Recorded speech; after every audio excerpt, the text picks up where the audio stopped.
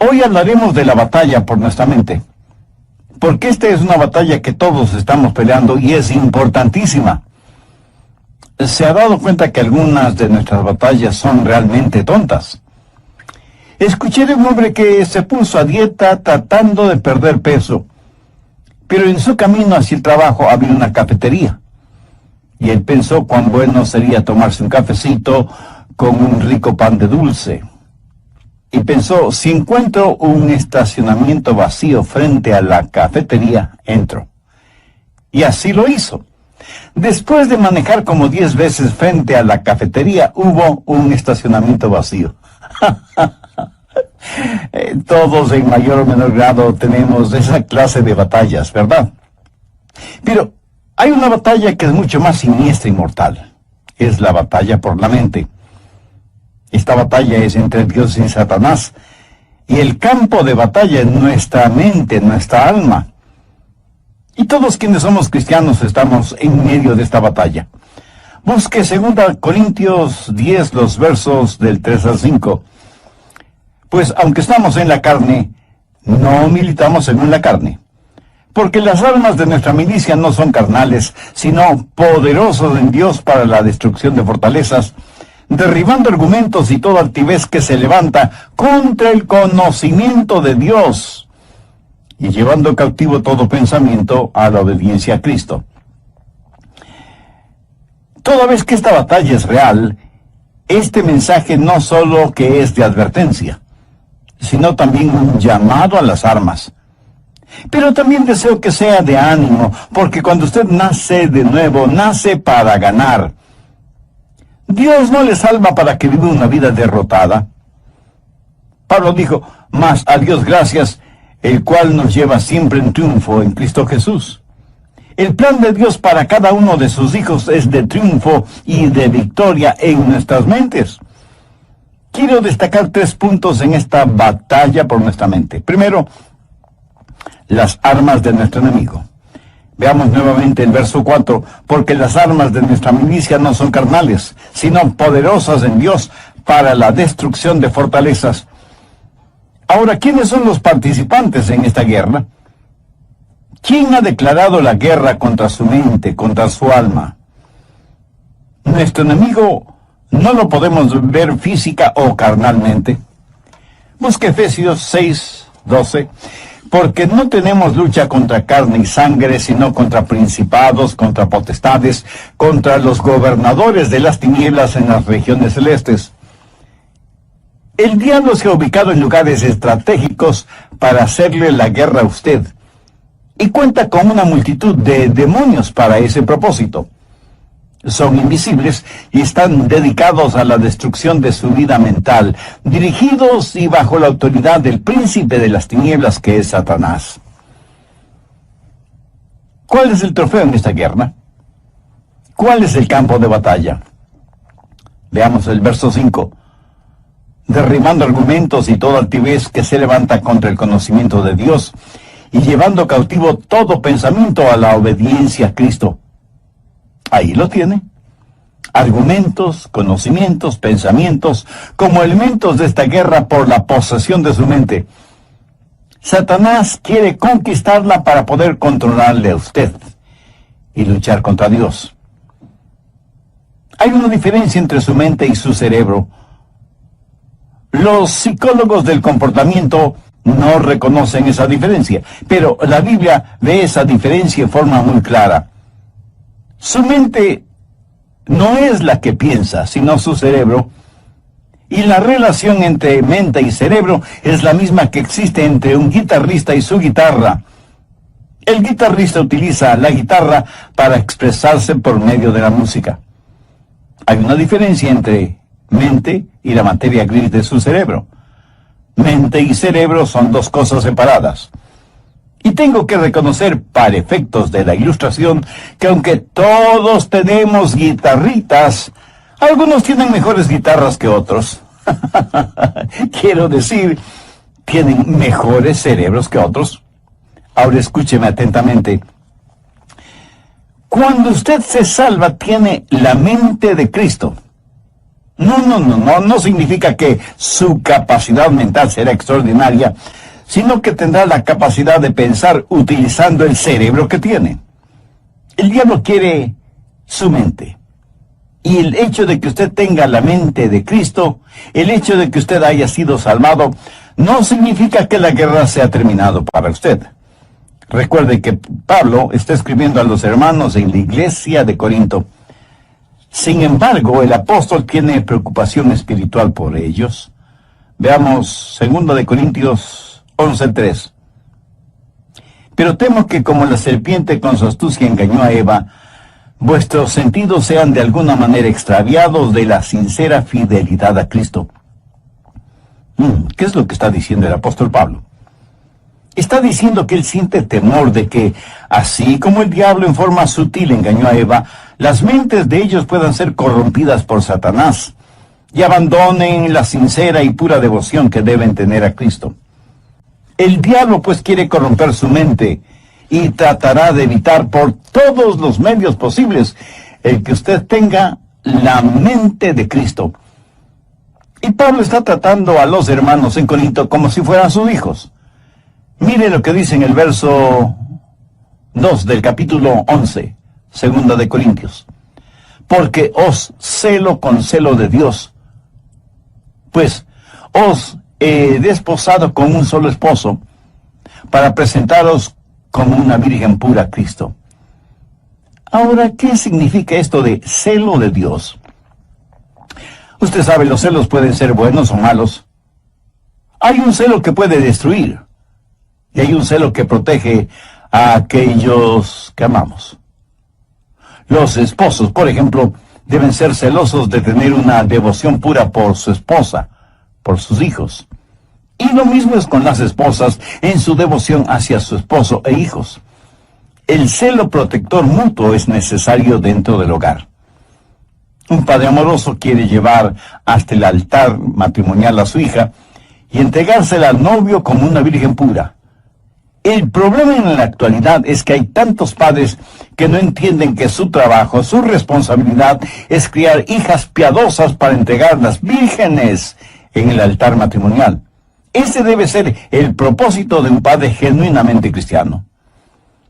Pablo usa esa analogía para decir que los hermanos en Corinto eran sus hijos espirituales, eran la novia de Cristo, y que no quería que fueran engañados y corrompidos en sus mentes. Prácticamente les está diciendo, cuando les presenten las bodas del Cordero, quiero que sean como una virgen casta y pura para el Señor. Tristemente tengo que reconocer que no hay suficiente pureza en las iglesias en nuestros días. Tal parece que las novias han perdido la capacidad de sonrojarse frente a las cosas impuras. La iglesia necesita recobrar la virtud de la pureza. Leí la historia de un hombre que vivió en Londres hace muchos años. Se le conocía simplemente como el señor Betts. Tenía un almacén de música. Un día un hombre vestido con harapos entró en el almacén y le dijo, necesito algo para comer. Por favor, quisiera comprar mi violín. El señor Betts le dijo que ya tenía muchos violines.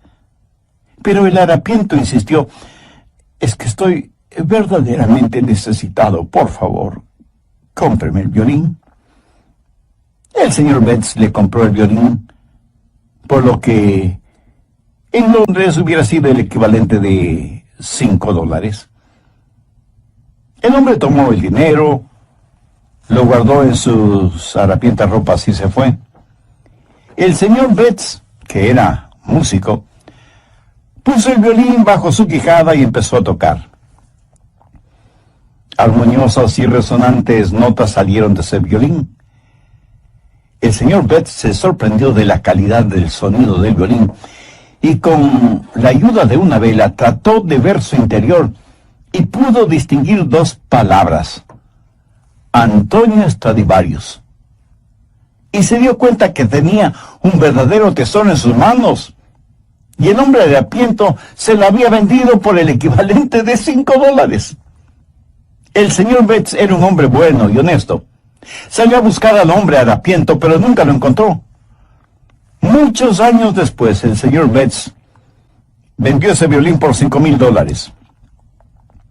En la actualidad, un violín Stradivarius cuesta una verdadera fortuna. Ahora haga la analogía.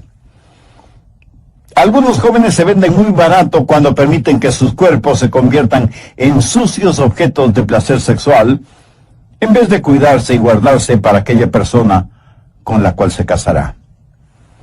Pablo dice, como un padre quiere proteger a su hija para presentársela pura a Cristo, así quiero protegerles a ustedes que forman la iglesia para que tengan una mente pura y una sincera devoción por Cristo.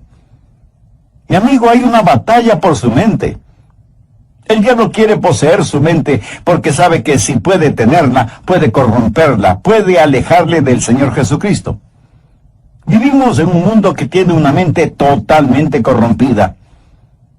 Y recuerde que, de acuerdo a Génesis 6, Dios destruyó a toda una civilización porque todo designio de los pensamientos del corazón de ellos era de continuo solamente el mal.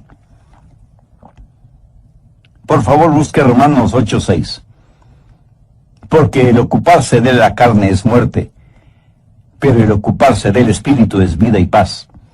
Y en Proverbios 23:7 leemos, porque cuál es su pensamiento en su corazón, tal es él. O sea, la Biblia claramente enseña que necesitamos guardar, proteger nuestra mente. De paso, quiero decir algo para aquellos que pudieran estar cautivos en eso de la meditación trascendental. Eso es muy, pero muy peligroso. ¿Sabe lo que la meditación trascendental hace? Abre su mente para los espíritus diabólicos. A los practicantes de esta forma de ocultismo se les dice que deben entrar en un estado de meditación, a fin de hacer contacto con los espíritus. Mi amigo, eso es como irse por la noche a la cama, después de abrir todas las ventanas y todas las puertas, y esperar para ver qué o quién entra en su casa. Y usted dice, espero esta noche hacer contacto. Sí, a lo mejor hace contacto, pero con espíritus diabólicos. Su mente debe estar fija, firme en el Señor Jesucristo. El profeta Isaías dijo, tú guardarás en completa paz a aquel cuyo pensamiento en ti persevera. El diablo quiere su mente para continuar con su guerra contra Dios. Y Dios quiere su mente porque es por medio de ella que Dios le habla, le alcanza. Busque Efesios 4, los versos 17 y 18. Recuerde que Pablo escribió esta carta a los hermanos creyentes y les dice, esto pues digo y requiero en el Señor, que ya no andéis como los otros gentiles, que andan en la vanidad de su mente, teniendo el entendimiento entenebrecido, ajenos a la vida de Dios, por la ignorancia que en ellos hay, por la dureza de su corazón. Cuando Dios se comunica con usted, lo hace a través de su mente. En la actualidad tenemos a personas que van a los servicios de adoración y ponen todo su énfasis en el emocionalismo. Permítame decir que Dios no se comunica por medio de sus emociones, porque las emociones son la parte más superficial de su naturaleza. La salvación es el trabajo profundo de Dios. La gente se emociona con el ritmo de la música, se les pone la piel de gallina y dicen que han tenido una experiencia con Dios, cuando la verdad es que solo han tenido un hipo emocional. Dios se comunica por medio de la mente, y no estoy hablando de un racionalismo o intelectualismo, hablo de que Dios se revela en su mente y que Dios nos cambia empezando con nuestra mente. En Efesios 4:23 Pablo dice, y renovaos en el espíritu de vuestra mente. Ahora, ¿cómo Dios le renueva a usted? En el espíritu de su mente. Usted puede cambiar su forma de vivir, cambiando su forma de pensar. Por eso en Romanos 12:12 el apóstol dice, no os conforméis a este siglo, sino transformaos por medio de la renovación ¿de qué? de vuestro entendimiento. Y aquí la palabra entendimiento significa mente. O sea que Pablo está diciendo que debemos ser transformados por medio de nuestra manera de pensar. Dios se comunica con usted por medio de su mente. Dios le cambia por medio de su mente. Y Dios le controla por medio de su mente. Recuerde lo que dice Romanos 8:6. Porque el ocuparse de la carne es muerte, pero el ocuparse del espíritu es vida y paz. Dios nos controla cuando le permitimos que controle nuestra mente. Y eso es exactamente lo que quiere hacer Satanás, controlar nuestra mente para poder controlarnos a nosotros. Por lo tanto, la batalla por nuestra mente es real. Segundo, la debilidad de nuestra carne. Y es muy importante el entender esto. En nuestra propia carne, todos somos débiles.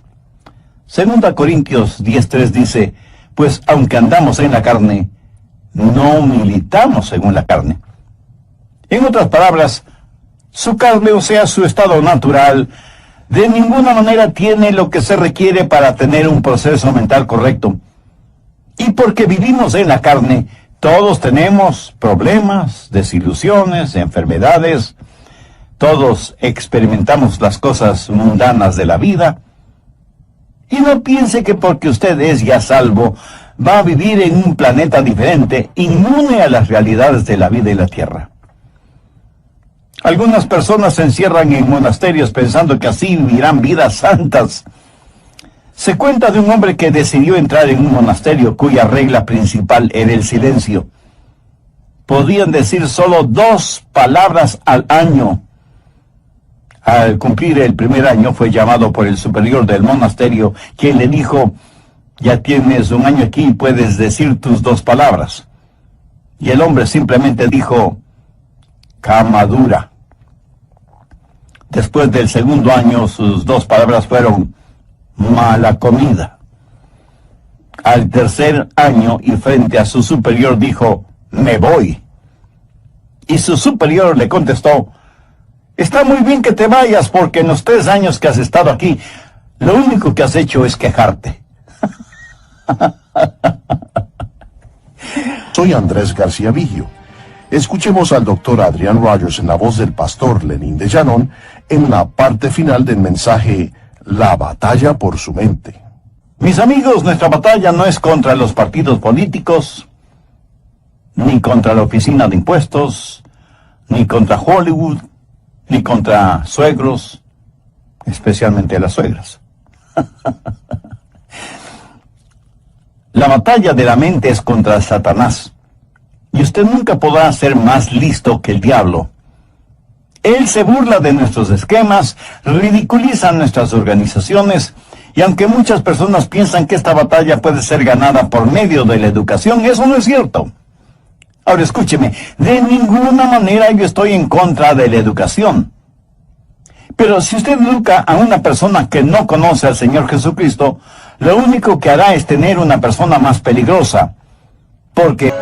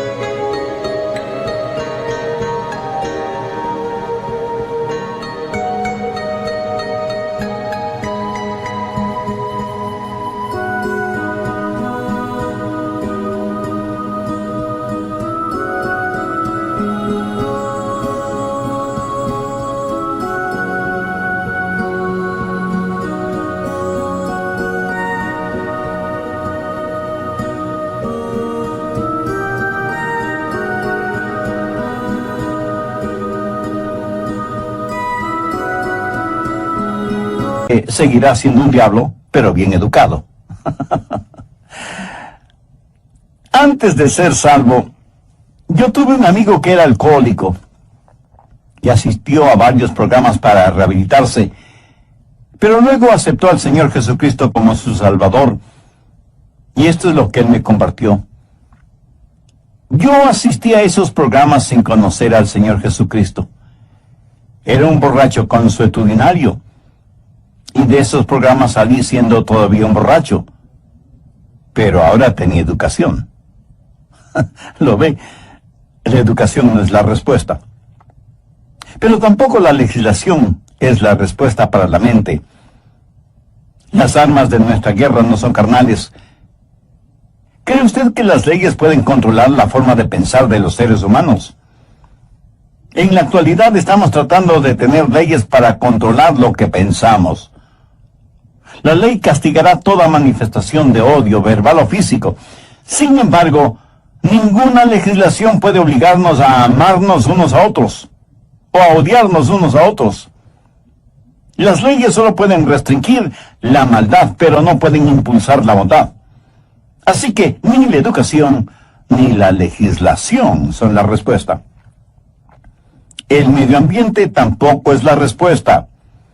Pablo dice que las armas de nuestra guerra no son carnales, y la educación, la legislación y el medio ambiente son métodos carnales. Esas son cosas que la gente puede hacer sin el Señor Jesucristo. ¿Cree que si usted tiene un mejor medio ambiente, eso cambiará su manera de pensar? Bueno, solo quiero que recuerde que Adán y Eva se metieron en problemas estando en el jardín del Edén. Y usted no puede pedir mejor medio ambiente que ese, ¿no le parece? Sin embargo, ellos fueron engañados porque Satanás manipuló sus mentes. En una institución mental estaban tratando de determinar si ciertos pacientes estaban listos para ser dados de alta. Los pusieron en un cuarto, abrieron las llaves del lavabo hasta que el agua se desbordó, les dieron unos trapeadores y les dijeron que debían limpiar el cuarto. Si ellos empezaban a usar los trapeadores sin cerrar las llaves del agua, no estaban listos para ser dados de alta. ¿Sabe que eso es lo que estamos haciendo en nuestra sociedad? Estamos tratando de limpiarla sin cerrar el flujo de agua. El problema está en nuestra mente, porque como pensamos, así somos. Y es de la mente, del corazón, que salen los actos de nuestra vida. En Lucas 6:45 leemos: el hombre bueno del buen tesoro de su corazón saca lo bueno, y el hombre malo del mal tesoro de su corazón saca lo malo, porque de la abundancia del corazón habla la boca. Tercero, las armas de nuestra batalla. Segunda de Corintios 10:4, porque las armas de nuestra milicia no son carnales, sino poderosas en Dios para destrucción de fortalezas. En los días de Pablo había una batalla. En un extremo estaba Pablo, y en el otro extremo el Imperio Romano.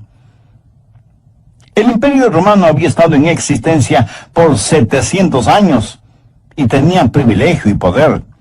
Tenía sus legiones romanas, una poderosa fuerza naval, el Senado romano, la ley romana, y parecía que toda la maldad del imperio estaba atrincherada en Corinto, en las mentes y corazones de la gente.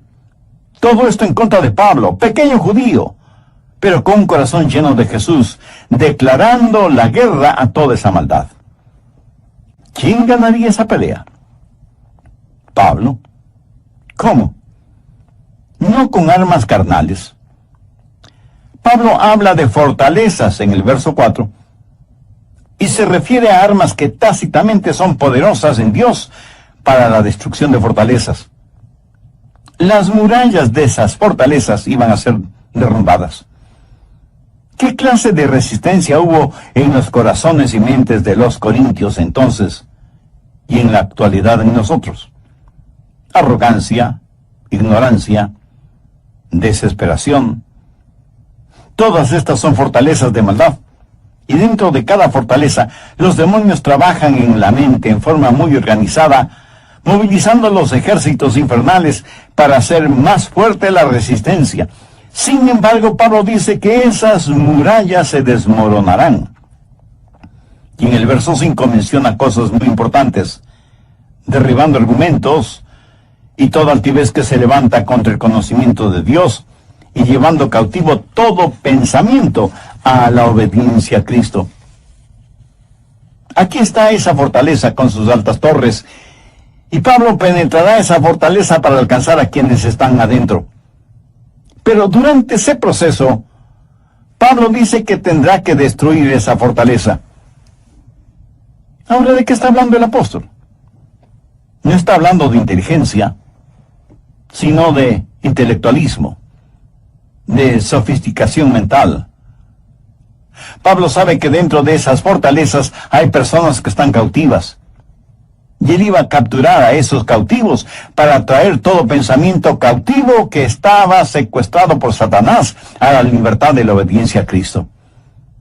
Y él no iba a pelear confiando en su fortaleza física, que no la tenía, ni en armas carnales convencionales, que son inefectivas en esta clase de guerra, sino que declara: porque las armas de nuestra milicia no son carnales, sino poderosas en Dios para la destrucción de fortalezas.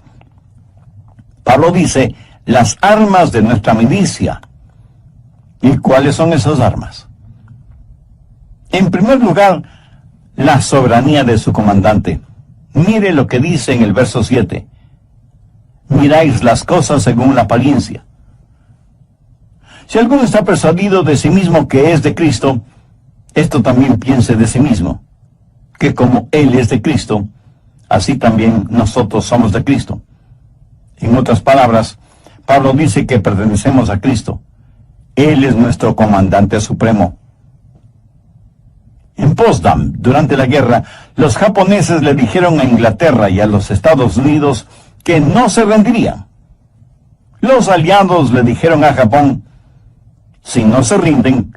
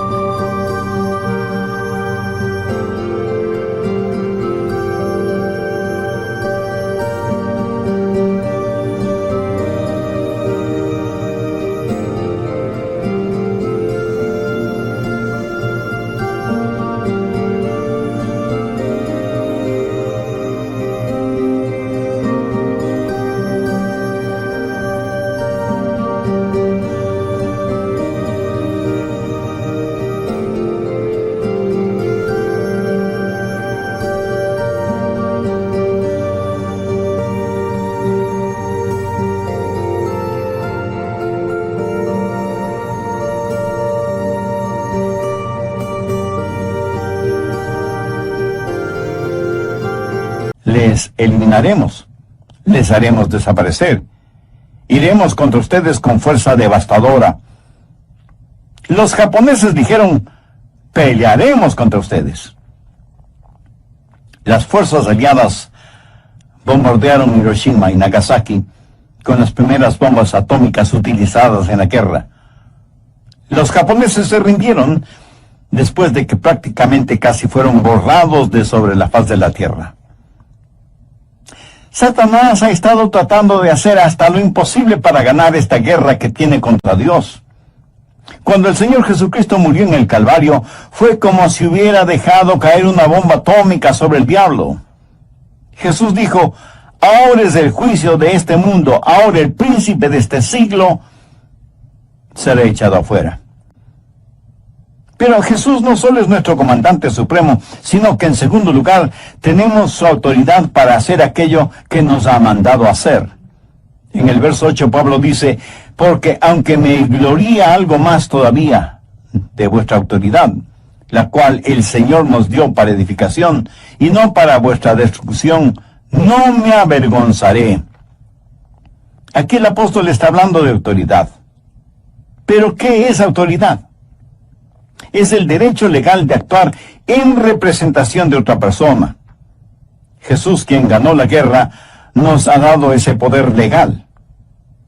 David, con su pequeña onda, y Dios, se enfrentó al gigante Goliat y lo mató.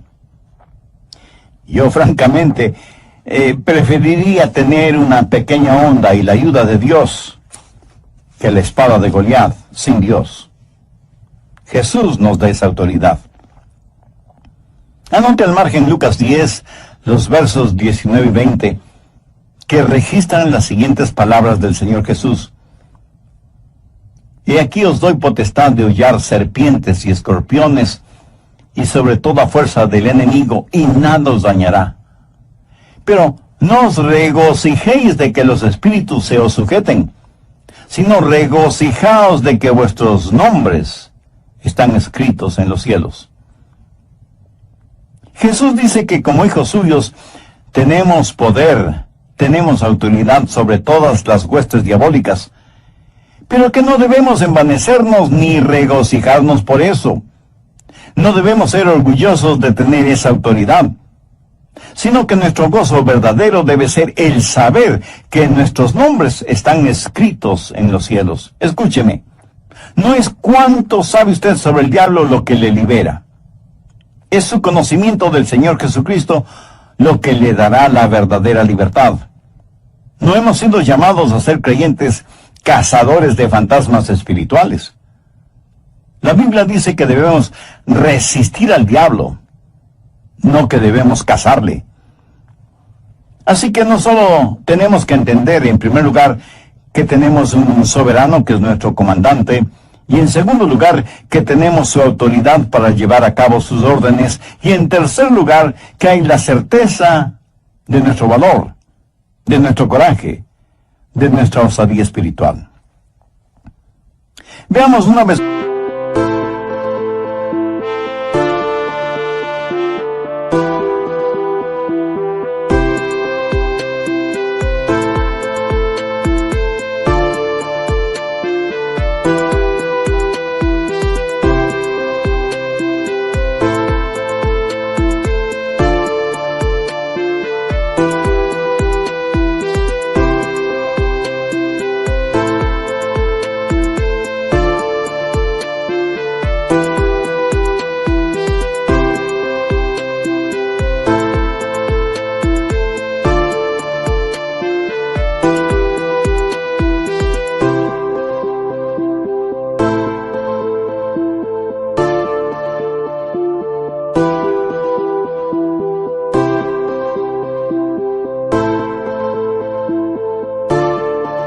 Más, segunda de Corintios 10, los versos del 8 al 11.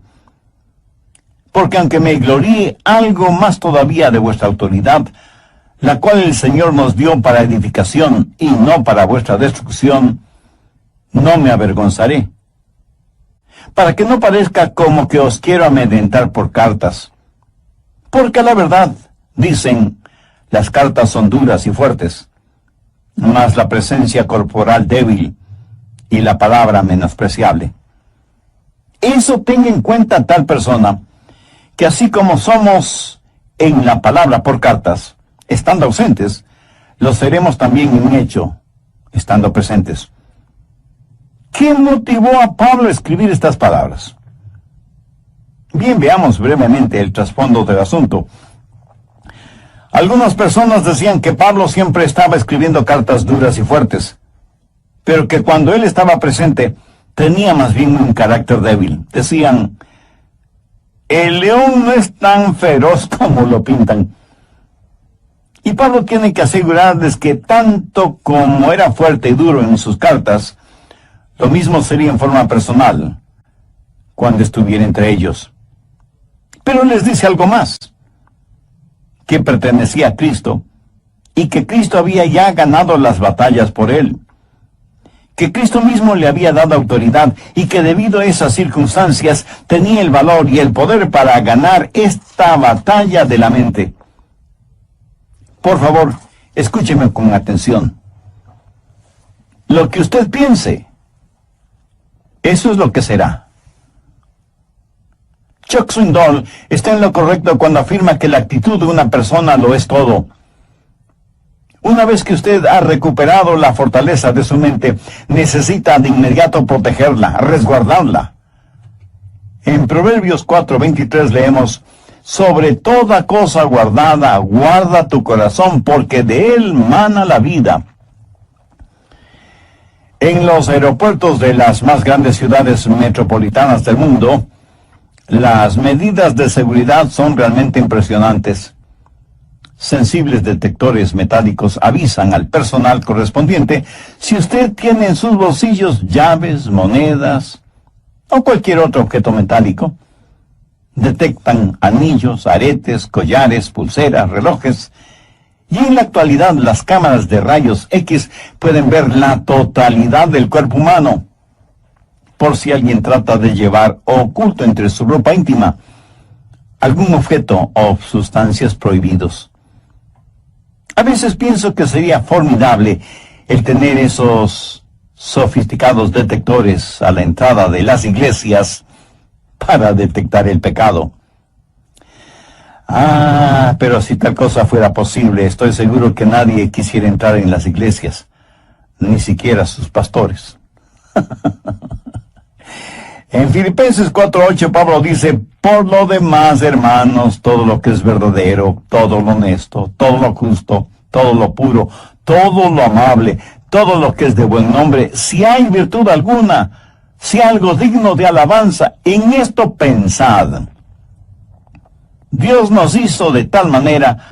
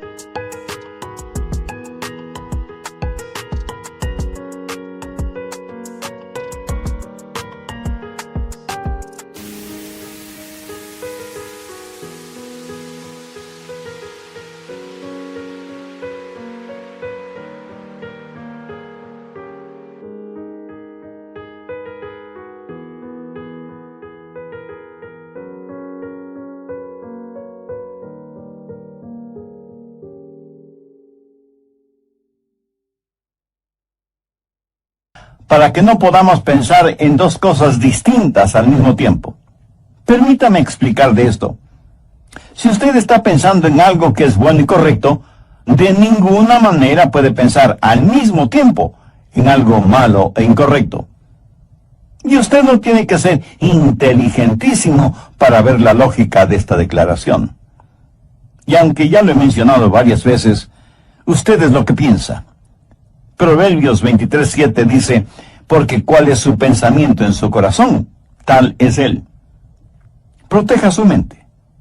Tenga al Señor Jesús como el punto central de su mente. No permita que el diablo le robe la devoción de su corazón puro hacia el Señor Jesucristo. Viva permanentemente enamorado de Jesús y jamás se avergüence de confesar su amor por Él. ¿Se avergüenza usted de confesar su amor, de declarar su amor por la persona que verdaderamente ama? Estoy seguro que no. Cuando sus pensamientos, su corazón están enfocados, centralizados en el Señor Jesucristo, Ya no habrá espacio para pensamientos sucios, lujuriosos, malvados, orgullosos, pervertidos, que constantemente nos bombardean. Y si alguien me pregunta, Pastor Rogers, ¿cómo empiezo todo ese proceso? Bueno, gracias por su honesta pregunta. Debo empezar diciéndole lo siguiente. Comience entregando su corazón a Jesucristo.